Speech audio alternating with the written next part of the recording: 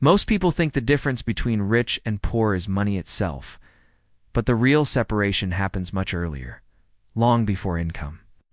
Inside the way the mind is trained to see the world, two people can start at the same place, with the same education, the same job, and the same opportunities, yet slowly drift toward completely different financial realities.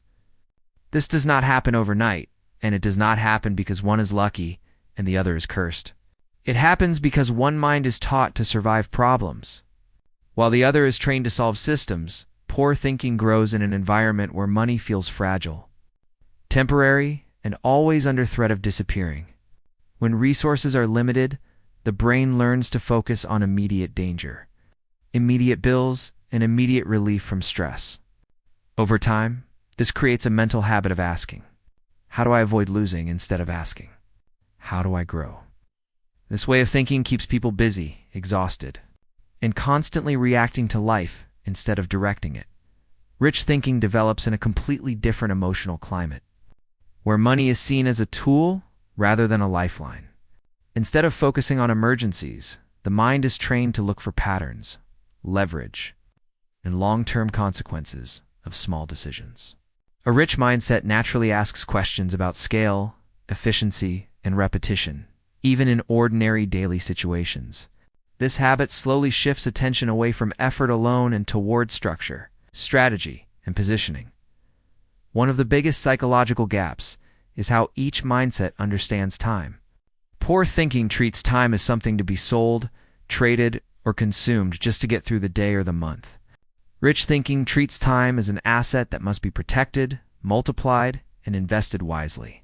This single difference quietly shapes careers, choices, and financial outcomes without people even realizing it. Poor thinking often believes that stability comes from holding tightly to what little is available. This creates fear around spending, fear around risk, and fear around losing even small amounts of money. Rich thinking understands that money grows through movement, experimentation, and calculated risk. That is why one mindset clings to safety, while the other accepts temporary discomfort for future gain. Another hidden difference lies in how failure is interpreted by the mind. Poor thinking sees failure as proof that something is not meant to work, and therefore should be avoided next time. Rich thinking sees failure as information, feedback, and part of the learning process. This difference determines whether a person stops after the first setback or keeps refining until something finally works. Poor thinking often waits for permission, clarity, or perfect timing before taking action. It looks for guarantees, reassurance, and external validation to feel safe moving forward. Rich thinking understands that clarity usually comes after action, not before it. So instead of waiting, it moves early, learns fast, and adjusts along the way. Here's the part most people never notice, even after years of working hard. Poor thinking is focused on income, while rich thinking is focused on ownership and control. One asks how much it pays, while the other asks who owns the system that pays. What comes next will completely change how you see effort, success, and freedom. Poor thinking believes effort alone creates success, which is why so many people work endlessly and still feel stuck. It assumes that working harder is always the answer, even when the system itself is broken or poorly designed. This mindset praises exhaustion and sacrifices rest, clarity, and health in the name of survival. Rich thinking, on the other hand, questions whether effort is being applied in the right direction at all. Rich thinking understands that effort without leverage simply creates fatigue, not freedom. Instead of asking how to work harder, it asks how to work once and benefit repeatedly over time. This is why wealthy systems often look slow at first, quiet, and almost boring from the outside. But what people do not see is how these systems compound silently, while others remain trapped in daily struggle. Another powerful difference appears in how both mindsets deal with knowledge and learning. Poor thinking treats learning as something that ends with school, degrees, or formal certification.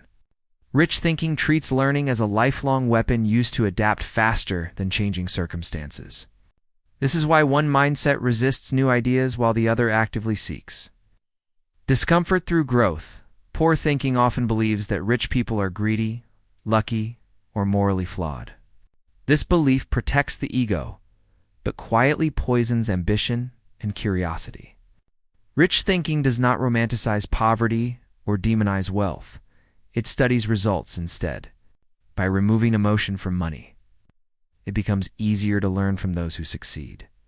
One of the most dangerous psychological traps of poor thinking is the fear of outgrowing others.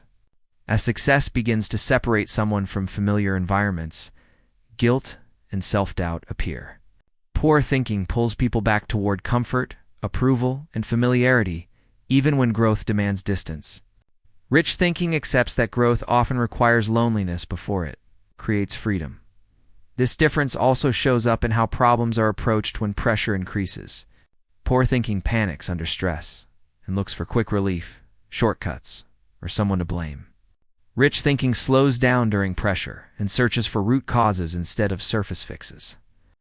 That calm response under stress is not confidence. It is conditioning built over time. At its core, the psychology of rich versus poor thinking is not about intelligence or morality. It is about habits of thought repeated so often that they become automatic reactions. One mindset trains the brain to survive the present, while the other trains it to design the future. And once you see this difference clearly, it becomes impossible to unsee it in your own life. The most important truth is this: thinking patterns can be unlearned and rebuilt with awareness and practice. You are not permanently locked into the mindset you grew up with or the circumstances you started in. Every decision to think long-term, question systems, and invest in leverage slowly rewires the brain. If this changed how you see money and yourself, like the video, subscribe for more, and comment which mindset shift hit you the hardest.